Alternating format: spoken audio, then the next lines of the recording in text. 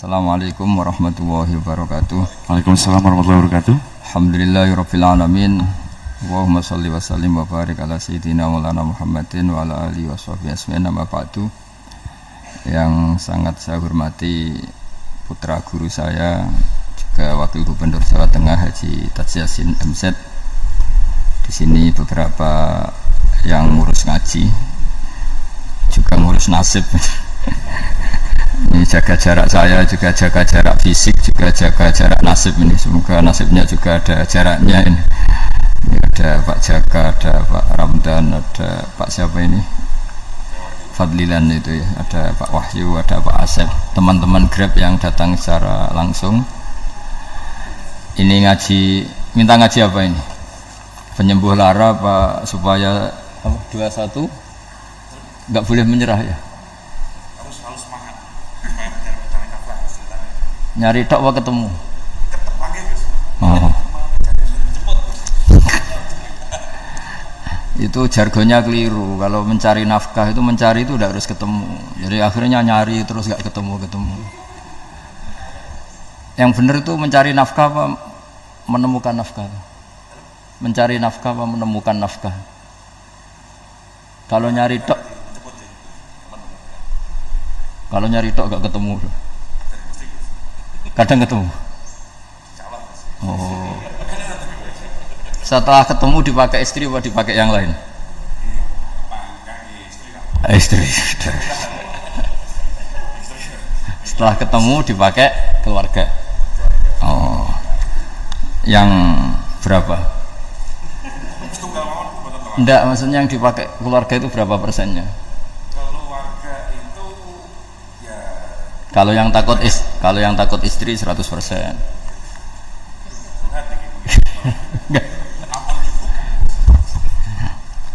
Enggak, ini begini ya, saya sebetulnya ada sisi baik yang mungkin bahkan kita yang kiai itu kalah sama tukang Gojek itu, sama apa Grab itu atau apalah istilahnya Grab ya. Karena dalam aturan fikih ya, saya cerita fikih dulu. Seseorang itu sebaiknya sholat itu berganti-ganti tempat supaya saksinya itu banyak. Dari di bab ini kita yang ulama, yang wali aja kira-kira kalah ya. Karena saksi saya monoton naruhan, kamu di mana-mana jadi saksi kamu.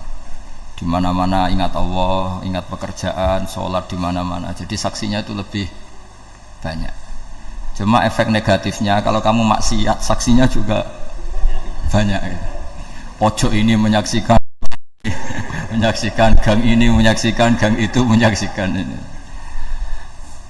Saya cerita sedikit tentang ibadatu hadil ummah. Nanti saya bacakan teksnya. Di antara kebaikan umat ini adalah jalan-jalan itu termasuk ibadah. Makanya sering ada ayat fasiru fil ardi. Jadi supaya sering jalan-jalan. Jadi ini sudah jalan-jalan masih nyari apa? Nafkah. Kadang-kadang ya dapat macam-macam. Yang soleh ya dapat ibadah, yang enggak soleh ya dapat macam-macam lah. Tapi saya cerita yang soleh lah, yang enggak soleh itu enggak boleh dibicarakan ya. Rahasia. Saya ini lama di Jogja, ya tahulah kelakuannya orang-orang yang baik maupun yang setengah baik sampai. Ya semoga yang baik dilipat gandakan pahalanya, yang enggak baik diampuni. Tapi saya cerita sedikit. Di fikih kita, di kajian-kajian fikih kita memang ada istilah ini harus didengar karena ini ngaji dan sama status kita sama. Al-wasiyah ila ta'ah ya ta'ah, terus al-wasilah ilal maksiyah ya maksiyah. Jadi kalau kita jadi perangkat taat ya ibadah, kalau jadi perangkat maksiat juga maksiat. Sehingga di ilmu medis maupun di jasa online atau ojek atau apa, misalnya pertanyaannya kita pekerja paket profesional boleh ndak ngantarkan paket narkoba? Ya jawabannya tentu ndak boleh, karena bukan masalah pekerjaannya tapi yang diantar adalah sesuatu yang haram. Begitu juga boleh nggak ketika ada lelaki hidung belang tanya tempat mesum, kalau kamu menunjukkan berarti kan ikut berkontribusi. Ya kamu bisa meneruskan gimana hukumnya mengantar misalnya. Nah Kiai juga sama sebetulnya. Kiai juga bisa dimanfaatkan orang yang macam-macam untuk kekuatan yang macam-macam. Jadi hukum ini sama, kamu tidak usah tersinggung misalnya. Kalau di fikih biasanya disebutkan menjual pedang pada begal juga enggak boleh karena digunakan yang tidak baik. Begitu juga misalnya apapun profesionalitas kita, misalnya paket, kita nganter ke paket yang apa? Paket ganja misalnya.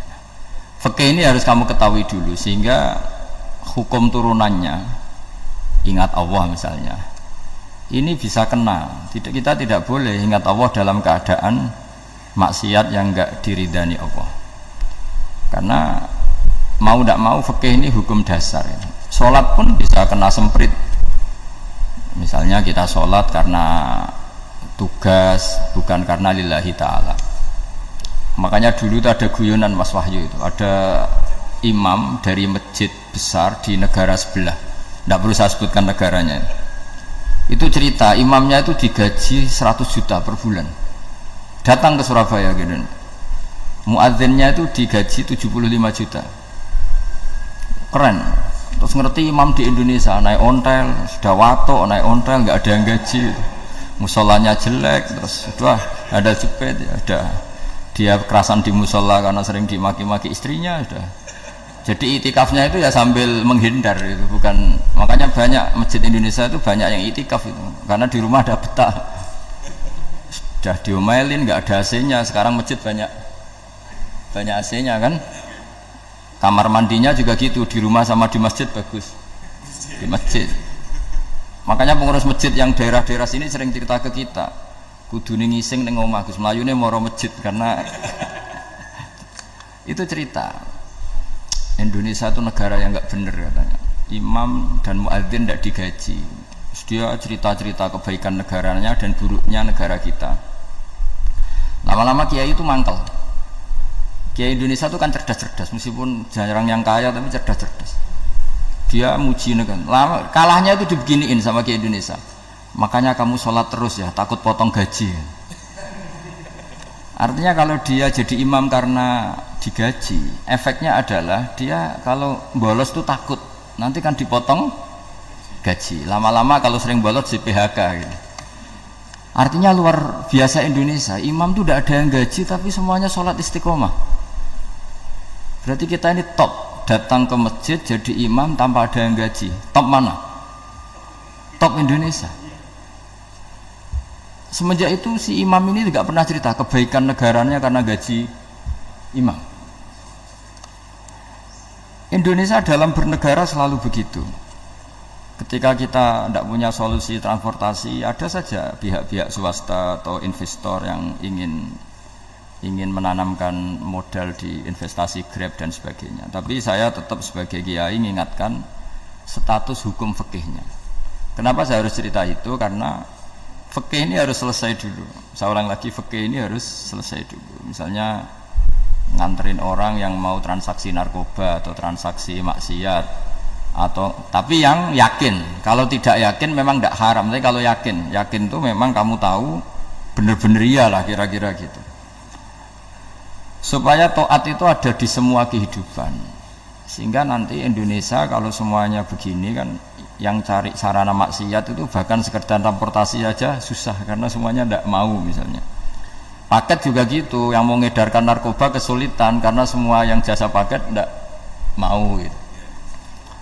Begitu seterusnya, sehingga negara ini kita bantu bahwa awal ketidakbaikan di semua negara itu pasti karena maksiat. Maksiat itu mengganggu.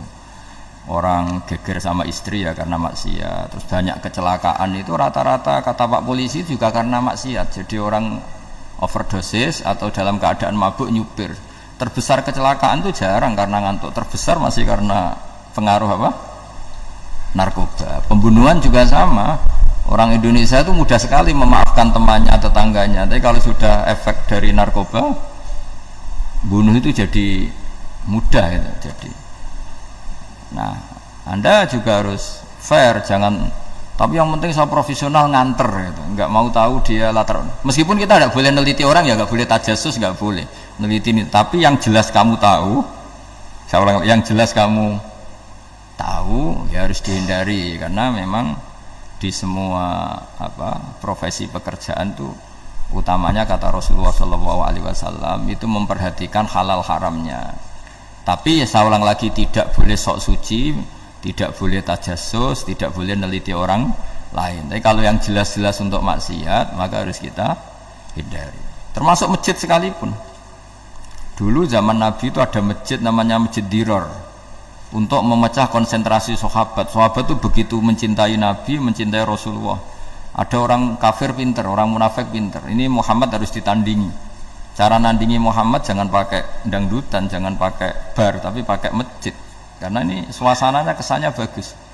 Dibikin masjid tandingan supaya orang tidak ke Muhammad semua, tapi ke masjid ini. Ini pikirannya orang munafik. Artinya jangan kira terus masjid bebas hukum, ya enggak juga. Masjid juga bisa kena semprit, karena ini mendirikannya untuk bikin apa? Tandingan, untuk bikin masjid diror, kalau istilahnya Quran masjid diror. Semua sarana kebaikan juga gitu.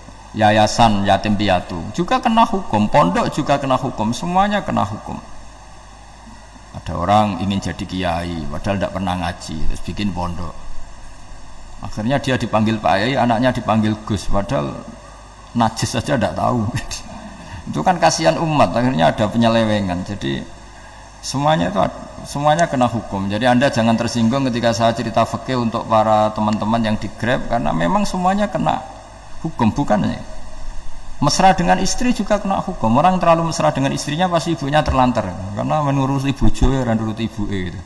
Kalau nuruti ibuke istrinya yang terlantar. Yang loyal sama teman ya istrinya terlantar. Yang takut istri temannya terlantar. Jadi itu semuanya kena hukum tanpa terkecuali.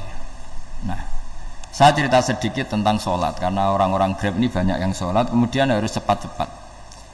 Dulu ketika sahabat punya imam yang lama sekali kalau sholat, sehingga si sahabat yang satu yang petani ini mufarokoh itu memisahkan diri, kemudian imamnya diselip. Itu boleh memang dalam fikih, kamu niat mufarokoh dulu. Mufarokoh itu niat bahwa kamu memutus hubungan dengan imam, kemudian meneruskan sholat sendiri.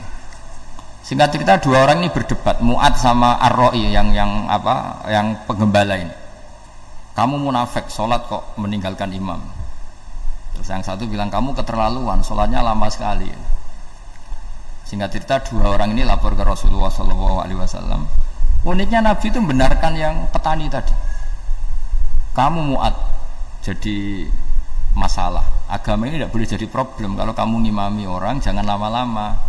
Di situ ada ibu-ibu yang ditunggui anaknya yang sedang menyusu, banyak petani yang nunggu macam-macam. Kayak pegawai POM ya ditunggu shift temannya, pegawai Indomaret juga gitu, apalagi Grab mungkin ditunggu penumpangnya macam-macam. Sehingga kebaikannya teman-teman yang kerja serabutan begini juga bergantung kebaikan imam tadi. Kalau sholat itu tidak boleh lama-lama, apalagi wiridan, sholatnya aja nggak boleh lama-lama, apalagi wiridannya. Nah, kadang-kadang orang ngira kebaikan tuh gak ada sempritnya, ada juga. Sholat tuh ya disemprit sama Nabi, kalau terlalu lama juga disalahkan, karena nanti agama ini menjadi apa? Menjadi problematika. Nah, termasuk kebaikan kita ketika membolehkan ya, atau mentoleransi atau mendukung pekerjaan mulai Grab dan lain-lain adalah agama ini rahmatan lil alamin. Dulu ada seorang sahabat tanya, ya Rasulullah, boleh enggak kita ngegeng di perapatan gitu? Kata Nabi, ya jangan kalau bisa, tapi kita harus natahaddasannya, itu tempat kita jagungan di perapatan, di tempat-tempat umum lagi, di halte, terus kata Nabi, enggak apa-apa, tapi fa'atu thoriq haqqaha, kamu harus memberikan hak jalan itu. Apa hak jalan itu? Satu, kamu amar ma'ruf, kalau bisa ya nahi mungkar, kemudian bikin suasana orang lainnya menjadi aman. Nah, ini yang catatan. Kalau hitung saja, yang ikut Grab itu berapa ribu? Nah, ini tuh energi besar kalau di atas 100 ribu. Hitung ya teman-teman di Grab, 100 ribu. 100 ribu ini kalau soleh semua, atau setengah soleh lah, kalau soleh banget keberatan ya soleh setengah soleh. Itu tuh ada, ini sudah saya pikir, ada kebaikan yang menyebar di seluruh Nusantara yang berjumlah 100 ribu. Ini luar biasa. ada kecelakaan dia menolong pertama, ada pemerkosaan menolong pertama, mungkin ada pencurian, ada apa. Maka kata Nabi, kamu kalau harus di jalan itu kamu berkontribusi amar ma'ruf nahi mungkar. Saya sering ke Jogja karena saya mulai 98 di Jogja, ya sering di terminal malam-malam. Saya ketika kecil itu sering diceritain orang nggak berani ke terminal ini banyak preman, nggak boleh ke terminal ini karena banyak preman. Ya mulai dari Sumatera, Jawa, hampir seluruh Indonesia. Kalau jam sekian sampai sekian sudah nggak berani karena banyak apa? Preman. Itu uniknya preman-preman itu selain dulu ditangani tentara dan polisi, itu urusan negara ya kali itu dan kita ngapresiasi. Itu hilangnya yang permanen itu bukan saja ditangani ABRI dan polisi, TNI dan polisi, tapi ditangani kultur. Banyak mulai orang soleh, santri dagangan di situ, ada ojek mangkal di situ, supir taksi mangkal di situ. Terus di sini orang-orang soleh yang menghalau ketika ada perempuan digoda atau perempuan dicopet atau apa. Terus lama-lama jadi kultur bahwa kebaikan ini dominan. Setelah kebaikan dominan ini otomatis menyingkir sedikit demi sedikit. Jadi selain negara ini harus melakukan sesuatu yang seharusnya, yaitu menjaga masyarakat dari kriminalitas, sebetulnya yang paling awet dan paling mudah dilakukan itu tadi, kebaikan harus menjadi kultur bersama. Sehingga kalau terminal kemudian ada mbak-mbak jilbaban yang dagang, terus pak-paknya soleh, ada musola yang hidup, ojeknya juga gitu, terus supir taksinya, lalu kebaikan ini menjadi nilai bersama. Saking jadi nilai bersama, ibu-ibu yang takut atas dirinya nggak ngojek kecuali Pak ini karena terkenal amanah, nggak naksi kecuali Pak ini karena terkenal amanah. Dan kita Indonesia itu ingin seperti itu, sehingga amanah ini menjadi nilai bersama dan otomatis menjadi keamanan bersama.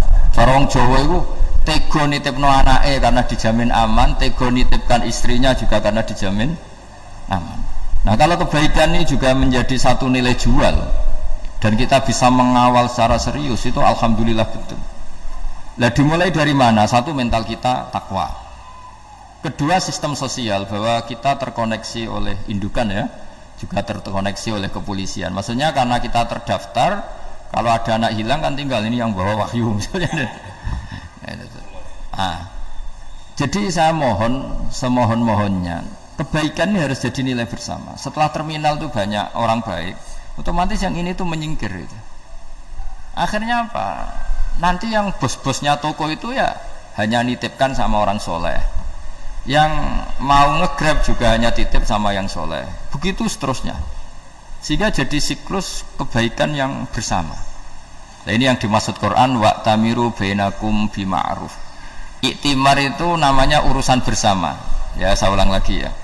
Jadi orang Arab kalau bilang iktimar itu urusan bersama, sehingga bahasa Arabnya konferensi besar itu kalau di NU disebut apa? Muktamar. Muktamar itu menjadikan urusan publik dirembuk, itu namanya apa? Muktamar. Nah di antara kebaikan yang diinginkan Islam itu wa'tamiru bainakum bima'ruf. Urusan kebaikan ini menjadi urusan apa? Bersama. Ya saya contoh itu kecil saya itu mesti dikandani sama orang-orang tua, jangan di terminal ini sampai jam ini, jangan di perapatan ini ketika sudah jam begini. Tapi barokahnya orang soleh bertebaran di mana-mana itu. Yang tukang grab ya di mana-mana, yang penjaga toko ya banyak yang soleh, yang ngojek, yang macam. Sehingga di terminal itu nyari tempat sholat ya gampang, cari tempat duduk ya gampang, nyari orang amanah ya gampang. Bahkan nama-nama yang nggak amanah ini nggak laku. Dan ini yang kita inginkan. Dan ketika nggak laku, akhirnya dia kalau ingin laku harus amanah, atau ingin laku harus tobat. Nah agama ini urusan bersama, sehingga Allah mengistilahkan wa'tamiru bainakum bima'ruf. Jadikan kebaikan ini urusan bersama. Sehingga karena ini urusan bersama, ketika kita jadi kiai juga harus, kalau misalnya tadi ada Gojek kok makmum, atau Grab kok makmum, atau supir bis kok makmum, kiainya harus cepat sholatnya. Jangan baca surat Baqarah, nanti domel-domelin apa penumpangnya. Begitu juga ibu-ibu menyempatkan jamaah, waktunya tidak lama, di rumah sudah ditunggu anaknya yang masih menyusu. Makanya Nabi ngendikan idza amma ahadukum as-sholata falyukhaffif. Kalau kamu jadi imam, sholatnya harus relatif cepat. Fa inna fihim ad-dhaif badal hajat, di antara makmum itu yang banyak punya urusan. Selain ada yang lemah, ada yang punya banyak urusan. Nah, terus ketiga, masalah kekayaan hati. Kekayaan hati ini penting sekali karena rata-rata teman di Grab itu kan miskin lah. Tapi jangan miskin sampai miskin hati gitu. Bahwa kamu nyari nafkah itu sudah ibadah, berkelana di bumi Allah juga ibadah, menyaksikan macam-macamnya orang itu juga ibadah. Bahkan menambah khazanah ilmu. Di antara warisan ilmu yang kita dapatkan dari Rasulullah SAW, misalnya kamu jalan-jalan, punya kaki dua, punya tangan dua. Gara-gara jalan-jalan sering ngerti orang yang buntung. Alhamdulillah meskipun saya hanya Grab masih punya kaki utuh. Terus ketemu orang buta ya gitu. Alhamdulillah ladzi afani mimma btalaka bih. Alhamdulillah saya terselamatkan dari seperti itu. Sehingga melihat orang maksiat juga gitu. Saya meskipun gini terselamatkan dari tempat maksiat sehingga hidup itu tidak nelongso gitu. Ada nilai lebih yang kita punyai. Jadi di antara kebaikan Islam adalah orang disuruh ingat sisi nikmat. Nah, kalau nikmat itu sudah ada semua, kata Imam Ghazali, nikmat hidup. Kata Imam Ghazali, jika nggak ada kenikmatan yang Anda punyai, kamu datang ke kuburan. Disuruh datang ke kuburan. Dan kamu bilang begini, kenikmatan kembali ke dunia adalah kenikmatan yang diinginkan mulai yang mati zaman Nabi Adam sampai kiamat. Jadi kalau Fir'aun yang pernah jadi raja, Namrud, semuanya, bahkan orang-orang soleh sekalipun, kalau kamu tanya keinginan terbaiknya apa? Ingin kembali hidup untuk membenahi kesalahannya zaman hidup. Artinya apa? Kehidupan yang kita miliki sekarang adalah kenikmatan yang dirindukan mulai yang mati zaman Nabi Adam sampai kiamat. Maknanya apa? Kita punya kenikmatan yang luar biasa karena kenikmatan yang dirindukan oleh orang yang sudah mati mulai dulu sampai sekarang. Apapun masalah hidup Anda ini punya kenikmatan yang enggak tertandingi, yaitu namanya hidup. Barokahnya hidup itu kita bisa tobat. Setidaknya ingin tobat. Kalau nggak bisa tobat, ingin tobat. Makanya di Indonesia itu banyak nyuwun sewu, banyak maling yang anaknya itu soleh, karena kalau ngandani anaknya tetap gini, wes le bapak tok sing lakoni ku ojo, bapak tok yang alami ini kamu jangan. Banyak di Indonesia orang nggak bisa baca Quran, anaknya hafid, karena setiap bodoh itu tidak diwariskan. Wes le bapak tok sing bodoh ku ojo bodoh. Mungkin teman-teman di Grab juga gitu, wes bapak tok cung sing nasi pengen ku ojo. Jadi kebaikan begini itu akan terus menerus diwariskan, sehingga banyak orang nggak tamat SD anaknya dosen, nggak tamat SMP anaknya dekan, karena setiap dari kita itu cita-cita kebaikannya menurun ke anak cucunya, keburukannya berhenti di dia. Cara wong Jawa itu bapak tok sing nglakoni. Nah, di sini saya jelaskan tentang kekayaan rohani. Jadi saya mohon ketika Anda jalan-jalan nganter penumpang itu harus sering muji Allah Subhanahu wa taala. Ya, saya bacakan ayatnya, at-taibunal abidunal hamidun. Orang baik itu yang tobat, yang ahli ibadah. Di antara definisinya itu as-saihun, yang sering jalan-jalan. Siaka itu jalan-jalan. Jadi orang paling bejo sak dunia itu sampai harus jalan-jalan ibadah dapat uang. Tapi syaratnya ibadah. Sekali udah ibadah dapatnya masalah kan? Sering gonjekkan orang cantik terus ingat istrinya tidak cantik gitu. Sering gonjekkan orang yang sopan, yang santun terus ingat andekan ini istri saya di rumah rewel gitu. Jadi kalau kamu tidak taat itu adanya penyesalan.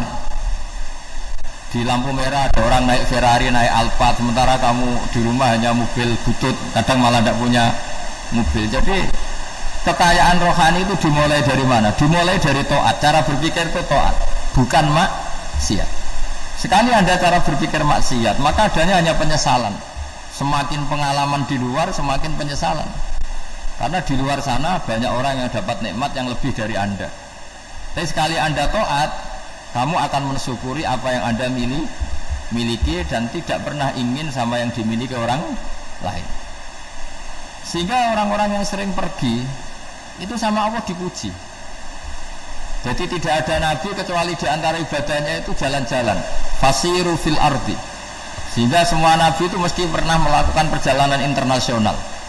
Rasulullah Muhammad SAW pernah jalan-jalan sampai ke Syam, padahal beliau orang Mekah. Nabi Ibrahim yang orang Syam pernah perjalanan sampai ke Mekah. Karena di antara kearifan itu ya dimulai dari apa? Jalan-jalan tadi. Kamu ngerti orang yang macam-macam. Makanya di antara kebaikan umatku kata Nabi itu siyaha fil ard, sering berkelana. Tapi tentu untuk mengambil pelajaran. Atta ibunal abidunal hamidun as-saihun. Nah, agama mensupport itu. Sehingga kata Nabi, jika ada orang kok sholat qobliyah, ba'diyah semuanya di masjid, sama Nabi ditegur, la taj'alu buyutakum kuburan, rumah kamu jangan jadikan kuburan, harus dapat jatah apa? Sholat. Kata ulama, kalau ada orang sering sholat di satu titik, itu ditegur, kamu harus ganti titik yang lain supaya saksi bahwa kamu di bumi sholat itu banyak. Jadi kita ya punya nilai positif juga tentang apa? Karena kita sering siyaha, kalau bahasa Arabnya itu sering keluyuran, saksi kita kebaikan juga banyak. Tapi pesan saya paling pokok tadi ya, jadikan komunitas kebaikan itu punya nilai jual. Syukur-syukur fid dunya hasanah wa fil akhirati hasanah. Ya kita bersyukurlah di Indonesia itu. Saya masih ingat kecil saya itu ya sekitar saya umur 15-14 tahun. Setiap mau pergi itu pesannya orang-orang yang sering pergi itu jangan masuk terminal jam ini di perapatan ini, karena yang namanya preman itu dulu dominan. Sekarang sampai jam 2 ada orang pakai jilbab, kadang ya orang pakai peci, yang nggak pakai peci pun ke musola terus. Yes, pokoknya kebaikan itu jadi komunitas dan jadi nilai jual. Bahkan tadi misalnya ibu-ibu yang pergi malam itu kan mesti ada orang-orang yang jadi langganannya karena terkenal apa? Amanah. Yang dititipi anak juga pilih orang yang terkenal apa? Amanah. Nah, nilai amanah ini harus kita jaga terus supaya kamu ya bisa bekerja, orang lain juga nyaman karena amanah tadi. Allah juga senang karena amanah itu perintahnya Allah Subhanahu wa ta'ala. Dan Indonesia harus menuju ke sana. Pemimpin juga harus gitu. Pemimpin bawaannya amanah, bawaannya apa, yang memilih dia juga senang karena nggak malu lah. Tapi kalau kita milih ternyata kita pilih tahu-tahu ditangkap KPK kan ya malu gitu. Dulu kita kampanye mati-matian ternyata dia ditangkap KPK. Tapi kalau dia amanah kan ya senang. Sama kalau tukang Grab ketangkap satu karena penodaan atau karena pengkhianatan, yang malu juga semua karena kadang-kadang nanti digeneralisir seakan-akan semuanya seperti itu. Tapi dengan reputasi panjang nggak pernah terjadi apa-apa dalam Grab kan otomatis lainnya juga terangkat. Nah, ini yang dimaksud wa'tamiru bainakum bima'ruf. Jadikan kebaikan itu urusan bersama. Makanya andaikan negara itu sudah mengoptimalkan polisi, TNI untuk meringkus preman, oke itu baik. Tapi ya lebih awet lagi kalau itu ditopang apa? Masyarakat. Karena yang nggak amanah terkucilkan, terus akhirnya Grabnya nggak laku, akhirnya dia dipecat, akhirnya kan yang maksiat hilang, yang kriminal hilang, yang ada hanya Grab yang baik. Begitu juga di dunia apapun. Itu yang dimaksud wa'tamiru bainakum bima'ruf. Jadikan kebaikan ini urusan apa? Bersama. Nah karena kita baik, otomatis jadi teladan yang baik bagi anak kita, istri kita, tetangga kita. Dan karena kita baik, maka terhormat. Sehingga orang melihat Grab itu simpatik, respect, karena reputasinya baik. Nah karena orang respect, tidak dicibir. Barokahnya tidak dicibir, tidak mangkel. Barokahnya tidak mangkel, tidak saling ejek, bahkan tidak saling bunuh. Coba kalau kita jelek, dicibir orang, kita dalam keadaan mabuk, tidak terkontrol, bunuh. Jadi efek dari maksiat itu begitu buruknya. Sehingga penelitian itu mengatakan kebanyakan kecelakaan ya pemicu utamanya rata-rata ya nyupir dalam keadaan mabuk. Beberapa nyuwun sewu kasus-kasus kriminal rata-rata dipicu oleh hal-hal seperti itu. Makanya meskipun di luar saya tolong hindari narkoba, hindari hal-hal yang maksiat supaya pekerjaan Anda ini barokah. Kemudian yang terakhir saya beri ijazah tentang Al-Fatihah ya, karena ini surat yang populer. Kalau saya ijazahi Quran 30 juz pasti sampean nggak hafal. Atau ijazah surat Baqarah, kalau mau Baqarah mau. Ijazah surat Baqarah mau 2 juz setengah. Mau Mas Asep? Ya Fatihah aja yang gampang ya. Nah, ya kulhu Fatihah ini paket ringan ini. Tapi pahalanya apa? Besar. Ini beda ya, artinya selama ini mungkin Anda baca tapi monoton ya. Tapi ini saya bacakan teks aslinya tentang istilahnya itu mazaya itu kelebihannya Fatihah. Saya baca Arabnya dulu, nanti ini terakhir ya, ijazah tadi kan saran-saran umum tentang sosial ya, pokoknya jadikan kebaikan itu punya nilai sosial yang baik lah. Jadi nanti orang yang nggak amanah nggak laku ya, calon bupati, gubernur, presiden yang nggak amanah juga nggak laku. Begitu juga kiai yang tidak amanah juga nggak laku, suami yang nggak amanah juga nggak laku, istri yang nggak amanah juga. Sehingga kebaikan itu jadi nilai sosial yang dalam tanda kutip sudah keniscayaan ya. Yang diinginkan Allah itu seperti itu, bukan kebaikan yang dipaksakan karena kekuatan negara. Maksudnya kalau bisa kebaikan itu tidak usah dipaksakan, memang satu apa ya, sudah satu kebutuhan. Tak cerita-cerita di negara maju itu, bahkan apapun jatuh itu nggak ada yang ngambil apa itu. Makanya gambarannya Mekah Medina kan gitu kan, barang jatuh nggak ada yang berani apa ngambil, itu saking sudah jadi sistem. Sehingga banyak negara di Eropa itu yang sampai nggak punya tentara, nggak punya polisi karena kebaikan itu sudah. Nah, kita kan masih capek, polisinya aja capek apalagi masyarakatnya, karena ya apa ya, kebaikan itu belum jadi nilai apa bersama. Nah, kita selain ditopang negara, ada polisi, ada tentara, itu kita usahakan kebaikan itu jadi nilai apa bersama. Ya, tadi wa'tamiru bainakum bima'ruf. Dan kita punya reputasi yang bagus dalam bab ini. Saya masih ingat kecil saya itu yang jilbaban hanya keluarga kiai. Sekarang rata-rata masyarakat itu jilbaban. Dulu yang sekolah SMP, SMA itu jilbaban kadang dulu malah dilarang ya, harus sama seperti itu seragamnya. Sekarang sudah boleh dan nyaman. Lama-lama yang dapat simpatik ya yang pakai pakaian model tertutup seperti itu. Lama-lama gampangane cara wong golek mantu ya golek yang seperti itu daripada yang blodor. Lama-lama jadi nilai bersama. Ya ingin saya seperti itulah. Di terminal juga sama. Orang mau makan cari warung yang kelihatan ada ayat kursinya, pakai jilbab atau paling enggak dia enggak mungkin lah nyuguhkan yang tiren atau yang haram. Kan ada garansi sosial, ada apa? Ada garansi apa? Sosial dengan penampilan yang soleh itu kan. Masa iya nyuguhkan oplosan babi gitu misalnya itu. Jadi nilai sosial itu harus ya tadi harus benar-benar jadi nilai. Sehingga negara biar gak capek-capek. Polisi juga gak capek kan, karena tugasnya corong Jawa mau ngawat-ngawati tok, tapi sudah tidak perlu tegang karena kebaikan sudah jadi nilai apa bersama. Ingat-ingat ya ayatnya tadi, wa'tamiru bainakum bima'ruf. Jadi kebaikan itu harus jadi nilai bersama. Iktimar itu menjadi urusan bersama. Makanya kalau kita rapat besar disebut apa? Muktamar. Muktamar itu urusan bersama. Ya tadi imamnya sholat juga menopang Gojek karena nggak lama-lama nopang Grab, nopang Kernet, nopang penjaga Indomaret, penjaga bensin, pom bensin. Nah dia hanya punya waktu 5 menit terus imamnya baca Baqarah kan. Iya imamnya mursyid, mungkin dia tambah lama tambah dapat aplaus dari muhibbinnya, tapi makmumnya dia tambah lama tambah dapat penghormatan dari pecintanya, tapi kitanya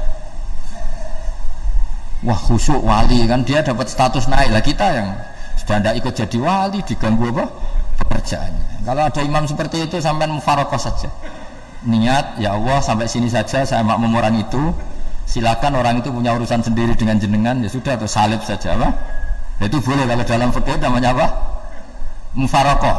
Mufarokoh itu niat, tapi kamu jangan langsung selonong mufarokoh, niat dulu pamit sama Allah bahwa sekarang mau mufarokoh. Tapi ya jadi sholat yang aneh kan, imamnya masih rukuk, kamu terus sujud, terus apa-apa selesai ya. Mungkin dalam pandangan itu orang lain ini maksudnya makmum gimana ini kok begini. Tapi sudahlah Allah Maha tahu. Insya Allah dimaklumi. Ya saya baca tentang Fatihah ya, karena sampean pasti sering baca Fatihah. Supaya sekaligus jadi jimat lah gitu. Jadi kalau kamu sering di jalan-jalan yang mungkin sepi atau mungkin kan tidak semua teman Grab itu nasibnya bagus yang di Semarang Jogja. Mungkin yang di Kalimantan di Papua kan ada yang 10 kilo gak ketemu rumah, ya kan? Yang lihat di TV-TV itu kan kasihan kan, sudah 10 kilo gak ketemu rumah, penumpangnya kuwekar preman tuh kan, ini makan orang enggak kan gitu. Kan ujiannya dua, kalau penumpangnya cantik dia kecoba syahwat, kalau preman takut, jadi orang tuh selalu ujian itu. Sing sedengan itu kan jarang orang itu. Jadi kalau penumpangnya perempuan cantik ujiannya itu syahwat, kalau preman ujiannya ketakutan. Kalau orang yang lemah bawa uang ujiannya kamu ingin garong. Jadi hidup itu memang semuanya ujian. Liyabluwakum ayyukum ahsanu amala. Makanya saya sering ditanya oleh teman-teman, Gus, nah ujiannya kenal wong wedok elek piye? Sama. Kenal wong ayu ujiannya syahwat, kenal wong elek ujiannya ngenyek, itu sama-sama dosa. Syahwat ya dosa, ngenyek juga dosa. Wah elek keriting untune metu ya dosa ngomong gitu. Kadang-kadang orang berpikir enak kancanan wong elek enggak dosa. Kata siapa kancanan wong elek itu ya dosa karena bawaannya ngenyek. Ngenyek itu menyepelekan itu. Makanya saya itu ya enggak mau berteman sampean. Nanti kan bawaannya ngenyek atau seneng ya enggak tahu. Ya sudah ana takdir saja kalau ketemu ya tak ulang ngaji gitu. Tapi ini ngaji terakhir, setelah ini ngaji biasa aja, enggak usah resmi gini. Ngaji kok resmi aneh. Pokoknya nanti suatu saat kalau pandemi sudah berlalu saya akan ngaji Rebone, ini ngaji. Ini ngaji yang kurang bagus karena ngatur kiai kurang berkah ini. Nanti tapi ya lumayan lah masih mau ngaji. Ngaji kok tanggal ini jam ini. Sekarang suatu saat kamu tak panggil, Mas Wahyu datang ke sini jam ini tidak mesti bisa. Mungkin pas ada acara apa, maaf ke sini pas ngecek pas apa. Jadi ya sudah tapi tak maafkan enggak apa-apa. Sudah takdir ya. Tak bacakan supaya sampean tahu keramatnya bismillah. Nah sebelum saya bacakan bismillah Fatihah tak beritahu tentang ilmu tafsirnya karena ini penting sekali. Fatihah itu dawuhnya Allah, tentu itu dawuhnya Allah. Saya ulang lagi itu kalam Allah. Tapi yang sudah diberikan kesampaian ke kita semua. Sehingga seakan-akan itu menjadi dawuhnya kita ke Allah. Jangan salah loh ya. Fatihah itu dawuh Allah tapi sudah diberikan ke kita sehingga posisi kita itu yang punya itu. Nah kenapa ini perlu dijelaskan karena nanti ada kalimat iyyaka na'budu wa iyyaka nasta'in. Kalau itu masih kalam Allah berarti Allah ngomong ke kamu, ngendikan ke kamu, kepadamu aku menyembah. Masa Allah menyembah kamu? Nah, sehingga ilmu tafsir itu menyelesaikan itu dulu ya. Saya ulang lagi ya, sebelum sampean sering baca Fatihah, aku yakin ya sering baca. Tapi barokahnya tidak paham itu tidak pernah janggal. Enggak paham itu ya penting supaya tidak iskal, tidak janggal. Sebetulnya di kalimat itu ada yang janggal. Kalau Fatihah itu kalimatnya Allah atau kalam Allah, bagaimana dengan kata-kata iyyaka na'budu? Masa Allah ngendikan ke kita, kepadamu kami menyembah? Masa Allah menyembah kita? Maka penyelesaiannya secara ilmu tafsir gimana? Semua ulama mengatakan, bukan satu dua, semuanya mengatakan di Fatihah itu semuanya diberi kawalan kalimat.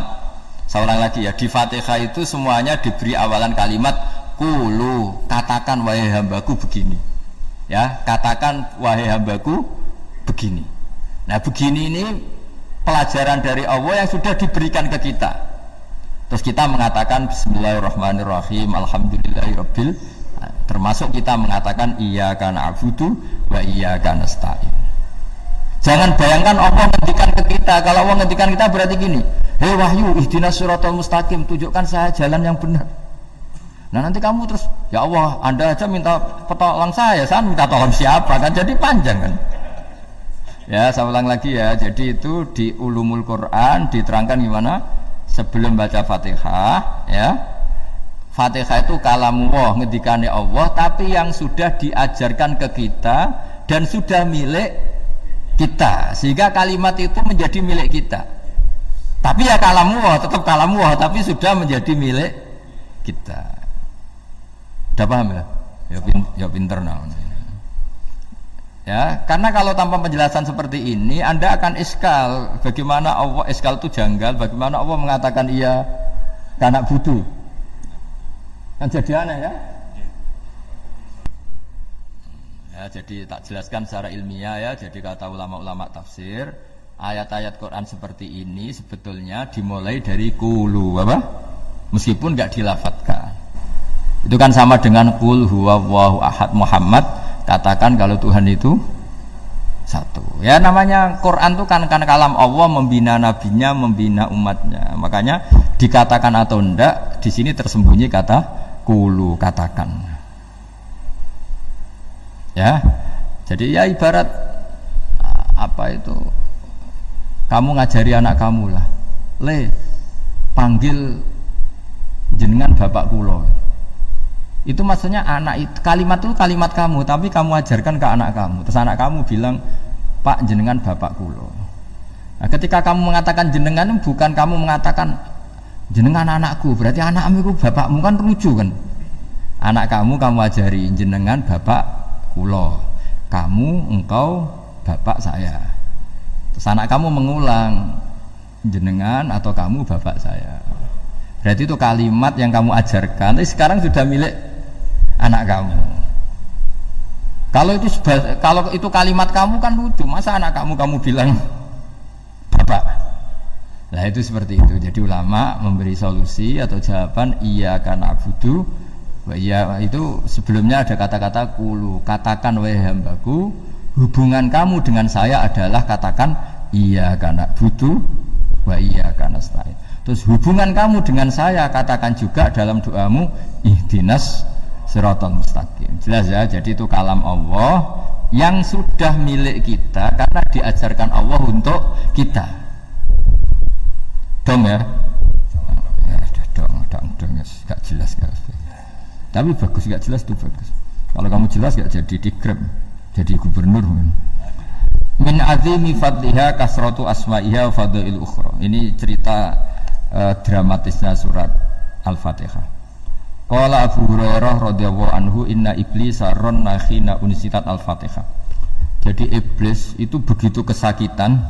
Ini kitab Abu Abul Farad karangannya Syekh Muhammad Alawi, juga kutipan dari beberapa kitab. Yang jelas beliau sendiri juga ngutip dari beberapa riwayat di beberapa hadis, halaman 1, 2, 3. Ketika Fatihah turun itu iblis kesakitan kayak orang sakit gigi lah, tersiksa sisanya karena turunnya surat apa?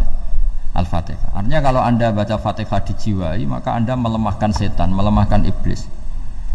Wa qala Mujahid khina unzilat Fatihatul kitab ronna fastama indahu asyayatin. Jadi ketika Fatihah itu turun, iblis itu terkapar lah kira-kira, sampai dijenguk banyak setan. Jadi kamarnya di ICU lah kira-kira gitu kalau sekarang itu. Entah Covid entah enggak tahu, pokoknya di ICU sampai dijenguk banyak setan. Enggak tahu bawa apa enggak tahu, pokoknya dijenguk banyak setan. Nah nyangoni karena ini apa? Ketuanya apa? Pingsan, sakit. Jadi iblis itu sakit sampai dijenguk anak buahnya setan-setan. Ya, semoga kalian semua tidak kenal setan. Kalau kenal berarti teman, apa? Wa qalu misla dzalik wa qala lahum laisa mimma taquluna syai'un walakin unzilat suratun laisa ajru qailiha illa an harrama alaihi nar jahannam. Saya ini bukan sakit fisik kata iblis. Kamu tidak usah jenguk saya, datangkan dokter terbaik, tidak usah. Saya ini tidak sakit fisik. Saya ini sakit karena ada surat yang diturunkan, yang pahala yang melafadzkan surat itu pasti selamat dari neraka. Padahal misi terbesar saya ini supaya manusia masuk neraka. Sekarang punya tamengnya. Wah pusing kan? Ya seperti orang lah goda sampean, ternyata sampean setia, itu kan pusing. Nah ternyata tidak setia, itu yang akhirnya ribet kan itu. Jadi iblis itu cita-cita terbesarnya kan semua orang itu masuk neraka. Nah sekarang turun satu surat yang gara-gara surat itu siapapun yang baca dijamin selamat dari neraka. Jadi walakin unzilat suratun laisa ajru qailiha illa an harramallahu alaihi nar jahannam. Karena jadi dia shock lah, kalau orang di Jawa itu bilang shock. Aduh sial nasib saya ini umat nggak bisa saya goda lagi karena tamengnya ada di punya. Qad batala kaidukum wa makrukum. Rekayasa kalian sekarang itu tidak ada gunanya semua. Nah, ini alhamdulillah di Indonesia kelihatan kan banyak yang miskin, banyak yang susah. Tapi selagi mereka masih sholat, tuh keinginan mencari halal itu masih tinggi. Kayak apa kita di tengah kota, jauh dari anak istri, jauh dari tetangga, Biasanya kalau orang jauh dari anak istri tetangga kan sakar PDW. Tapi yang soleh masih banyak, sudah jauh dari keluarga tetap lurus. Loh kalau yang dekat lurus kan wajar, konangan wong akeh. Ini sudah jauh masih lurus. Nah ini nggak lepas dari barokahnya surat apa? Surat Fatihah tadi. Jadi karena ada surat yang menjamin pelafalnya atau qailiha terbebas dari api neraka. Wa qalat as-sayatinu lahu is ayyusa'in ta'muruna ya maulana. Faqala lahum idhabu wajtahidu hatta tukhfilu qulubahum hatta la yaqulu hadhihi surah. Lalu kita gimana? Jari para setan gitu. Lalu kita gimana? Terus kata iblis, sudah bikin mereka lupa sehingga tidak baca lagi. Selagi masih baca kita pasti keok. Jadi kalau sampean sudah jarang baca Fatihah itu berarti sudah bagian dari kemenangan apa? Iblis. Jadi kalau sampean sudah jarang baca Fatihah itu berarti bagian dari kekalahan Anda, kemenangan iblis. Masih sering baca? Berapa kali? Terus apa lagi?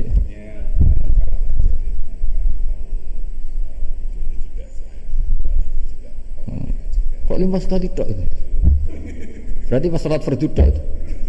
Enggak 5 kali itu mendingan itu 17. Kamu itu ngitungnya jangan 5 ini.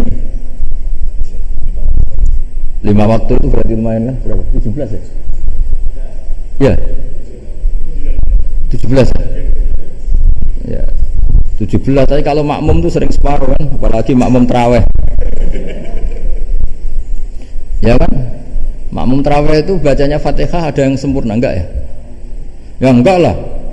Baru alhamdulillahirabbil alamin mampu rukuk ikut rukuk gitu. Makmum kan yang tarawih lah Mas. Kalau tarawih jarang sempurna ya.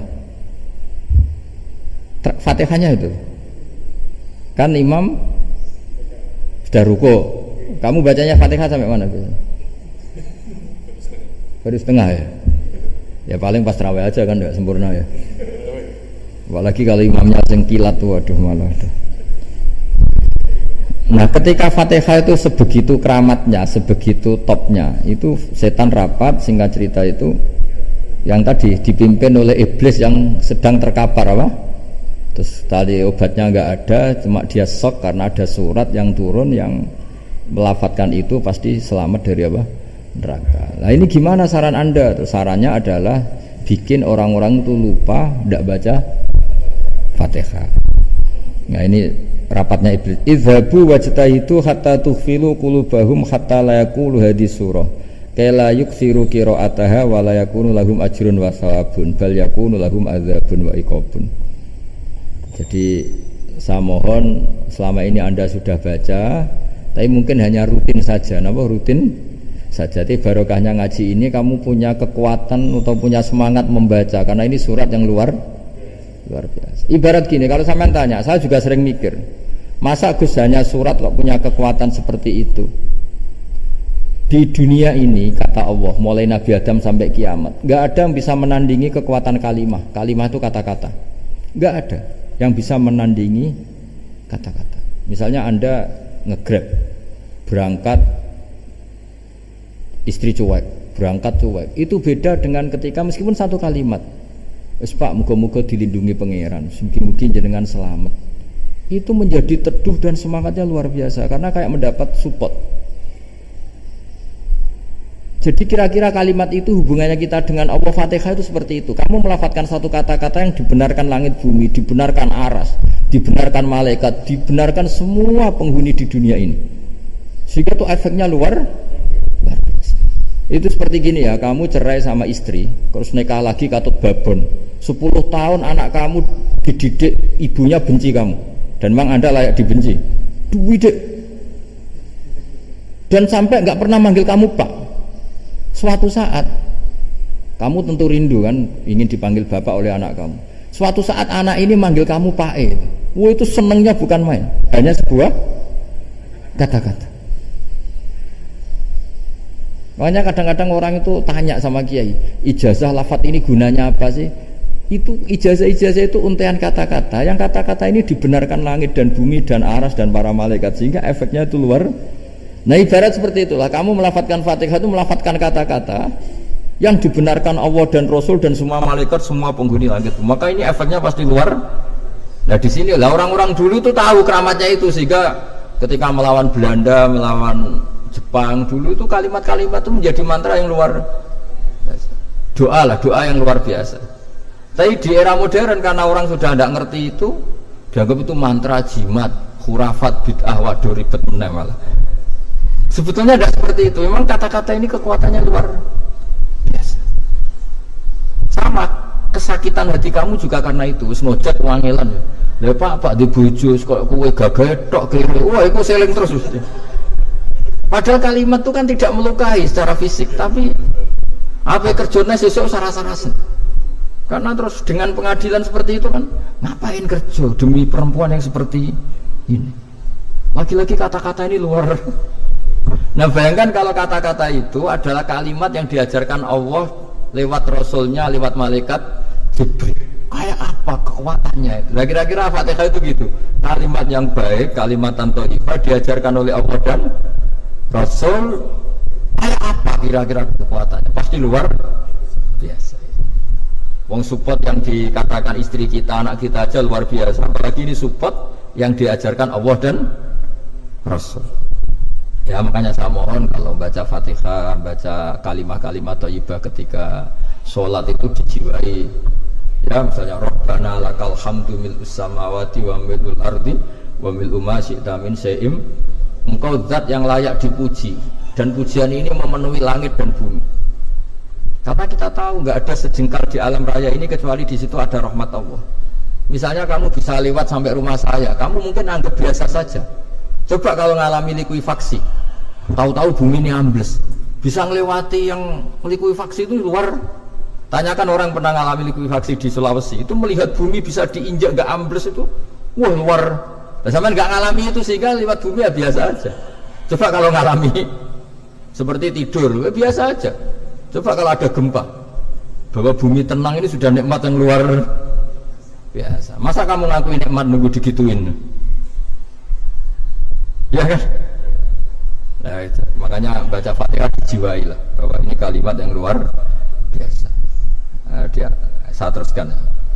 Warwa muslimun fi sahihihi an Ibnu Abbas radhiyallahu anhuma annahu qala bainama Jibril alaihi salam qaitun dan Nabi itsami anaqidan min fawqi farafa'a ra'sahu faqala hadza babun minas sama futihal yawma lam yuftah qaddu ilal yawm fanazala minhu malakun faqala hadza malakun nazala ilal ardi wa lam yanzil qaddu ilal yawm fasallim waqal abshir binuraini qad utitahuma lam yu'tahuma nabiyyun qabla fatihatul kitab wa khawatimu suratil baqarah. Jadi suatu saat Jibril ini jagongan kira-kira gitu sama Rasulullah. Tahu-tahu langit itu gemuruh. Langit gemuruh kata Jibril, terus semuanya ngangkat kepala ke langit. Ini pintu langit baru ini dibuka, yang sebelumnya tidak pernah dibuka seperti ini. Turunlah malaikat, yang malaikat ini pun malaikat spesial, yang nggak malaikat murahan lah kira-kira gitu, yang nggak pernah turun ke bumi kecuali juga saat itu, dengan penyambutan yang luar biasa, dengan semuanya tidak pernah terjadi, hanya karena surat Fatihah. Jadi ini surat yang luar biasa, pengawalannya lewat malaikat yang spesial, nggak pernah turun di bumi kecuali saat itu, penyambutannya juga nggak pernah seperti itu, baru seperti itu. Jadi semuanya itu spesial. Nah, kenapa ini spesial? Karena di situ ada isi puja-puji kepada Allah Subhanahu wa ta'ala. Ada ikrar kita, alhamdulillahirabbil alamin, arrahmanir rahim. Ikrar ini penting. Kalau contoh paling gampang gitulah. Kamu punya istri selama ini cerewet terus. Suatu saat ngomong, "Pak, tak angen-angen ra ono wong lanang koyo sampeyan." Wah, itu langsung tidak ada lelaki sebaik engkau. Itu sama senangnya, masya Allah. Karena ada ikrar dari seorang istri ke kamu. Nah, bayangkan kalau ikrar kita sebagai hamba diakui oleh Allah Subhanahu, maka ikrar ini akan dicatat sebagai kebaikan kita yang kita panen nanti di akhirat. Karena ada ikrar. Kita ikrar bahwa alhamdulillahirabbil alamin. Kita ikrar ar-rahmanir rahim. Kita ikrar maliki yaumiddin. Kita ikrar iyyaka na'budu wa iyyaka nasta'in. Ya, sampai misalnya jadi orang Indonesia, ketemu orang Indonesia yang makmur di Jerman, terus lupa Indonesia. Kamu orang Indonesia, enggak, ada orang Indonesia. Mangkel gak kira-kira? Mangkel. Karena salah ikrar kan gitu. Ya, jadi saya mohon jangan anggap kalimat itu hal yang biasa, tapi luar biasa. Nggih, ngoten mawon. Assalamualaikum warahmatullahi wabarakatuh. Ya, alhamdulillah ya. Dan ini Gus, ada yang banyak yang nanya nih ceritanya. Bagus. Makanya kita pilih yang nggak akan selesai dulu nih Gus. Oke. Bentar.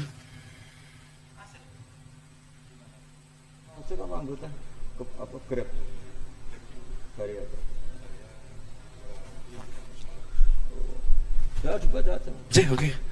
Menikah pertanyaan Gus saking Pak Muhammad Arwani. Pertanyaannya adalah bagaimana cara untuk meningkatkan iman dan takwa kita kepada Allah Subhanahu wa taala jika di situ kita sangat sulit untuk meninggalkan maksiat. Sudah berusaha taubat akan tetapi tetap maksiat lagi. Pertanyaannya gitu. Bagaimana solusi agar selalu bisa terhindar dari maksiat? Menikah. Apa aja yang jawab? Jangan maksiat. Udah fokus ibadah, jangan maksiat. Itu sih kalau saya. Tapi monggo Gus, maksud saya enggak.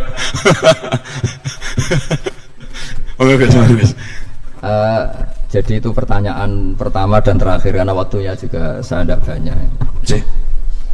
Saya berkali-kali kampanye di mana-mana lah, kampanye dan menganjurkan. Di antara catatan dalam Suhufi Ibrahim wa Musa kan ada kan di Quran itu yang dinamakan lampiran-lampiran wasiatnya Nabi Ibrahim dan Nabi apa? Musa. Itu diantara catatannya begini, orang yang punya akal itu adalah orang yang bisa menikmati sesuatu yang baik.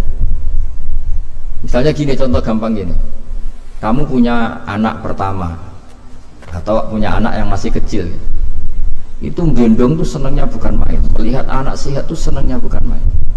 Mungkin saat itu banyak orang yang sedang maksiat dengan perempuan nakal atau dengan teman-teman nakalnya yang anggap seperti itu tidak nikmat. Tapi andaikan ini ditimbang ya ditimbang. Yang maksiat tulan misalnya paling ukuran bahagianya itu 70%.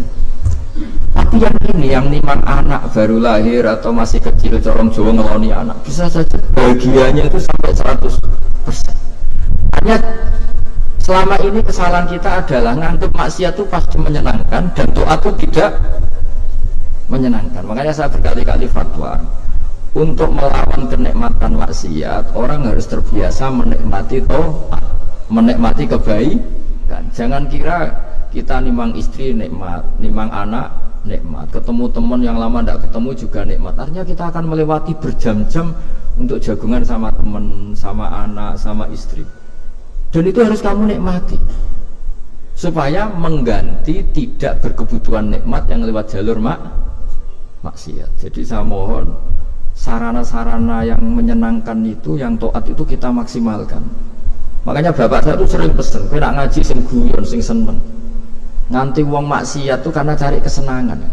Coba kalau kesenangan itu sudah didapatkan saat taat, maka tidak butuh lagi kesenangan yang berbentuk maksiat. Makanya orang-orang wali dulu kalau sudah sholat itu nggak bisa berhenti karena merasa nikmat. Makanya Nabi pernah ngendikan wa qurratu aini fi sholat, nyaman saya itu kalau sedang sholat. Itu tadi. Bayangkan kalau besok itu pasti mati. Makanya latihannya harus gitu. Bayangkan besok itu pasti mati. Berarti itu hari terakhir kamu. Ya, hari dengan merasa hari terakhir itu kalau kamu maksiat kan malu. Waduh, saya mati pas. Makanya sholli sholata muwaddi'in, kamu sholat seakan-akan itu sholat terakhir. Dan bayangkan akhirat itu wa'mal li akhiratika ka'annaka tamutu, dan bayangkan akhirat itu besok kamu mati. Sehingga ketemu istri ya seneng karena ini pertemuan terakhir, ketemu anak ya seneng ini pertemuan terakhir, sholat juga tenanan karena ini sholat terakhir. Sehingga kalau mau maksiat itu takut, jangan-jangan ini kehidupan saya terakhir kok tak pakai seperti ini. Nah, jadi di antara resepnya itu apa tadi? Nganggep ya ibadah itu menyenangkan, nah, gitu. Terus pinter.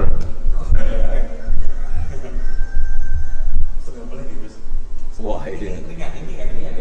Tapi kamu jawab dulu ya. Ya apa saja dijawab. Biar ada, ya ada pembanding. Dinyalain Mas. Oke. Satu pertanyaan lagi Gus. Ini ada pertanyaan dari teman-teman mitra driver Grab. Saat mengantarkan barang tiba-tiba azan waktu sholat, ya, Gus. Lalu kita sebagai driver harus sholat dulu atau menyelesaikan orderan dulu karena itu juga amanah kan orderannya itu. Mungkin nganter barang atau mungkin nganterin penumpang. Mengingat barang tersebut sudah ditunggu pemiliknya dan penumpang tersebut juga sudah ada janji yang lain, makanya gitu. Nyuwun pencerahannya Gus gitu. Begini ya, ini kan fikih sosial ya. Saya jawab ini memang harus pakai fikih, nggak pakai rasa. Saya ulang lagi, pakai fikih, nggak pakai rasa. Waktu sholat itu kan banyak ya, diantaranya maghrib dan isya, duhur dan asar, terus subuh sendiri. Ya, dan zaman belajar fikih, orang belajar tasawuf ya. Nah, kalau subuh itu tidak ada toleransinya kalau waktunya sudah tinggal 10 menit karena tidak ada jamak. Ya, tidak ada apa? Jamak. Sehingga misalnya kalau kamu ngojek waktu tinggal 10 menit ya harus sholat. Tapi kalau sekedar dengar adzan ya, ini penanyanya kayaknya itu teman kamu, jadi fikihnya kayak kamu, nggak jelas. Adzan itu kan bukan akhir waktu sholat. Adzan itu bukan akhir waktu sholat tapi awal sholat. Itu tidak harus supir Grab, tidak harus supir Gojek. Meskipun kamu makan ada adzan ya teruskan saja, kan tidak akhir waktu sholat.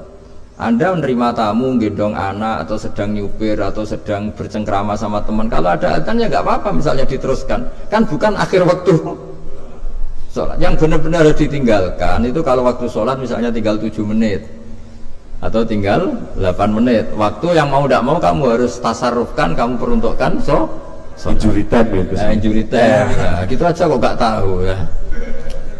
Nah, lalu misalnya, kalau pertanyaan tadi mestinya kelasnya itu kelas afdoliyah, utamanya gimana? Kalau wajibnya belum ada karena kan waktunya masih panjang.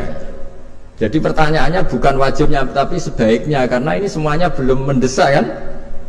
Andai kan kamu teruskan nganter barang kan tidak ada jaminan waktunya habis. Padahal kalau kamu memaksa sholat, mungkin citra kamu sebagai supir Grab tidak baik karena dianggap mengabaikan konsumen. Nah, terus kedua menyangkut jarak. Oke, seperti itu. Nah sekarang kalau pertanyaannya dibalik, makanya yang dibalik ini agak ribet. Waktu sholat tinggal 8 menit. Ada konsumen yang minta diantarkan saat itu dan acaranya ke mall happy-happy, maka fatwa kita sebagai ahli fikih ya tantang saja, saya mau sholat dulu, kalau nggak sabar ya silakan cari yang lain kalau acaranya ke mall. Tapi kalau acaranya kelahiran atau transfusi darah atau mau nganterin darah ke pasien yang sudah koma, maka kita langsung, karena ibadah sosial itu didahulukan mengalahkan ibadah yang haknya Allah, karena Allah itu zat yang tidak butuh ibadah kalian. Tapi kalau pasien ini kalau nggak nang kesampaian darahnya mati misalnya, jadi kamarnya Allah lebih apian lah gitu. Makanya masyhur kalau dalam fikih hak Allah sama hak adami ini dimenangkan hak adami, tapi bukan karena Allah kita kalahkan. Allah tidak butuh itu semua gitu. Jadi dikalahkan tapi bukan karena kalah, justru karena tidak butuh. Ya ibarat gini lah, Allah itu saking baiknya Allah kan pasti di atas orang tua kita, itu pasti ulang lagi, baiknya Allah pasti di atas orang tua kita saja baik, apalagi Allah. Misalnya orang tua kamu butuh uang 5.000, adik kamu butuh uang 5.000, adik kamu yang kecil atau ya, kira-kira orang tua kamu itu nyuruh dikasihkan beliau ke adik kamu, kira-kira ke adik kamu. Nah Allah itu saking baiknya, hal yang terkait Allah, misalnya tadi sholat tepat waktu sama ibadah sosial itu disuruh ibadah sosial, karena ini kalau nggak kesampaian transfusi darahnya atau apalah, atau kamu dokter yang harus mengurus operasi waktunya tinggal 5 menit, kamu harus ngoperasi pasien dulu karena Allah bisa menerima sholat kamu. Nah tak terangkan lagi, ini fikih terus. Lalu sholat yang apa? Kalau sholat itu antara maghrib dan isya dan nanti yang terlambat itu maghrib, kita ngikuti ulama yang mengatakan jika ada darurat maka maghrib dan isya boleh dijamak meskipun tidak atas nama pergi. Kan jarak kamu kan tidak jarak masafatu qasrin. Artinya apa? Misalnya saya dokter, harus operasi, waktu saya tinggal 8 menit mau maghrib, ternyata harus ada operasi. Kalau saya nggak nangani, mati. Saya harus operasi. Dan nanti waktu saya maghrib habis itu tidak harus dikatakan kodok atau yang mengeluarkan maghrib dari waktunya. Bisa saja menurut ulama dianggap boleh dijamak takhir dengan isya, karena kondisinya masih waktu jam'in. Begitu juga zuhur dengan asar.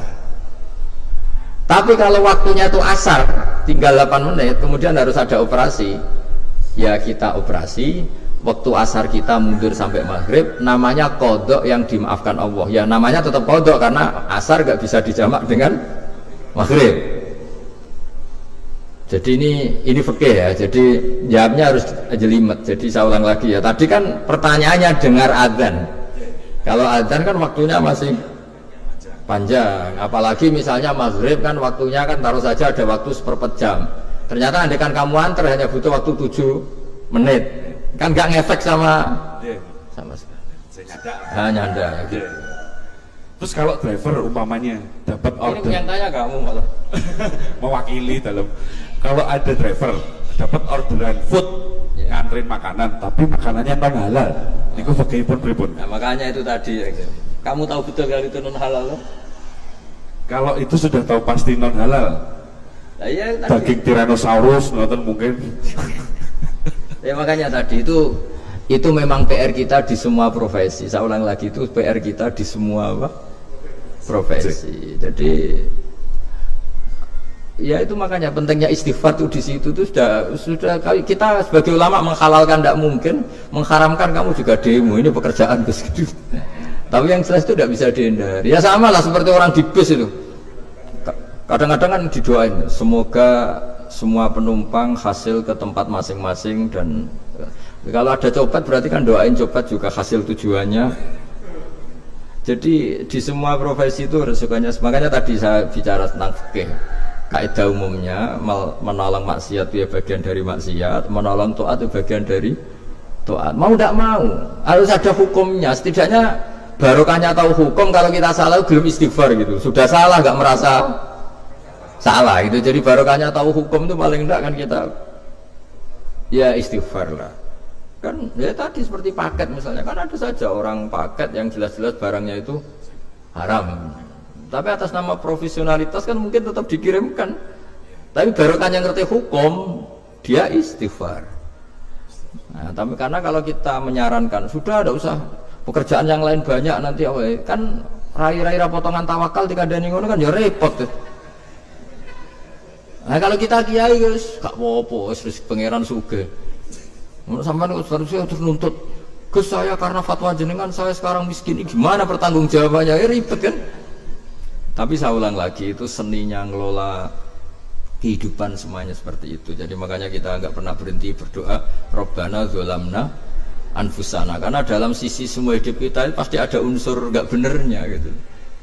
Ya saya ulang lagi, pokoknya kaidah umumnya itu menolong taat itu ya ikut bagian dari taat, menolong maksiat ya bagian dari maksiat. Tapi ya tadi ya kita harus istighfar kan. Cuma tadi yang jelas-jelas maksiat dan kita tidak tajassus. Saya ulang lagi, tidak tajassus itu neliti wong nanti jelimet.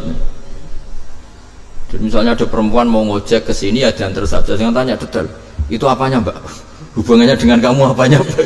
Wah ya ribet kan, jadi kepo. Jadi kepo ya, tidak perlu gitu. Artinya sudah umumnya orang saja sudah.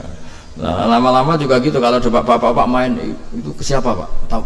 Tujuannya laki apa perempuan pak? Sudah nikah mana pak? Sudah nikah mana? Saya sudah nikah gitu. Geng. Ya, jadi seperti itu tadi. Terus biasa ilmu pakainya nanti saya belajar banyak lagi Gus. Dan memang non sewu mohon maaf untuk semuanya kalau waktu kita juga terbatas ya, tidak bisa, karena bentar lagi juga kita akan masuk di waktu maghrib, pada maghrib. Jadi secara jadwal juga memang harus kita tutup. Pengangkatan Gus kepada rekan-rekan semua, saudara, rekan-rekan driver juga, dan juga yang hadir pada sore hari ini. Jadi kita langsung tutup aja ya, tapi sebelum itu kita berdoa dulu, sarang-sarang Gus mau dipimpin. Ya supaya sesuai dengan tema kita pada sore hari ini, rezeki, berkah dan juga istiqomah. Kan katen. Ceritane ngaten Gus. Terus ngalai wali temane. nggih, dalam badhe amin kok nggih mikir gitu. Tapi nek sange diamini ya dalam waktu mawon Gus. Wah Gus, dalam aturi untuk memimpin doa. Bismillahirrahmanirrahim. Nahmaduka ya ghafur ya syakur wa shalli wa sallim ala basyirina Muhammad wa sahbihi wa barik wa sallim asma'in. Allahumma ya barik lana fi ikhtiyarina wa barik lana fi kasbina wa barik lana fi muakhatina wa barik lana ya wa fi islahina. Allahumma ja'alna mutawatina fika mutahabina fika mutabadilina fika waj'al a'malana khalisatan liwajhikal karim. Allahumma ja'al himmatana wal yafiya diddar ila kalimatikal ulya ya Allah wa da'wata ilaika wa dzikras ismika ya wa dzikras ismika ya uluwan fil ardi ya Allah. Urzuqna ya wa himmatan aliyatan himmatan ya wa nakunu fi hadhihi dar mu'dina kalimatakal ulya warzuqna kalimatal ulya ma'al muslimina ya wa fil baldah Indonesia waj'al ya wa hadhihi baldatan mubarakan mahmiyatan min intik mariyatan intik Allahumma alif baina qulubina wa aslih dzata bainina wa marhamat habibika Muhammad wa aslih mata habibika Muhammad wa tahannan ala ummati habibika Muhammad waj'alna ya Allah radina muyassarina fi arzakina mubarakina fi arzakina barakatan minka wa auna minka wa fadlan minka ya khairar razikin wa ya arhamar rahimin waj'alna ya muqimi sholat jami'an ya Allah ya Allah waj'al farhatan afarohan fi ta'atika ya Allah fi mubahatika ya Allah ya Allah ighfir lana al-jami' Rabbana atina fid dunya hasanah wa fil akhirati hasanah wa qina adzabannar